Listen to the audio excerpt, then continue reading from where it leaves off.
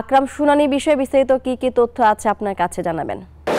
ধন্যবাদ মনি। আপনি জানেন চিন্ময় কৃষ্ণ দাসের আজকে যেই রাষ্ট্রদ্রোহ মামলার শুনানি ছিল সেটি আসামি পক্ষের আইনজীবী উপস্থিত না থাকার কারণে রাষ্ট্রপক্ষ আদালতের কাছে সময় প্রার্থনা করেন। আদালত আগামী জানুয়ারি 2 তারিখে সেই মামলার দিন ধার্য করেন। আমরা একজন আইনজীবীর কাছ থেকে জানতে চাইবো আসলে আদালতে বিচারিক প্রক্রিয়া সম্পর্কে আজকে কি হয়েছিল, মামলার অবস্থা কি।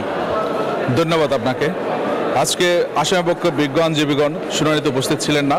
তারা উপস্থিত না থাকায় বিজ্ঞ আদালত আগামী 2-1 পরবর্তী শুনানি ধার্য করেছেন। আজকে এই ইতিহাসের সবচেয়ে নিকৃষ্ট হত্যাকাণ্ড ছিল আলিফ হত্যাকাণ্ড। আমাদের একজন বিজ্ঞ আইনজীবী ইসকন সন্ত্রাসের হত্যা করেছিলেন। এই হত্যার প্রতিবাদে আমাদের বিজ্ঞ আইনজীবী সমাজ অত্যন্ত সংক্ষুব্ধ।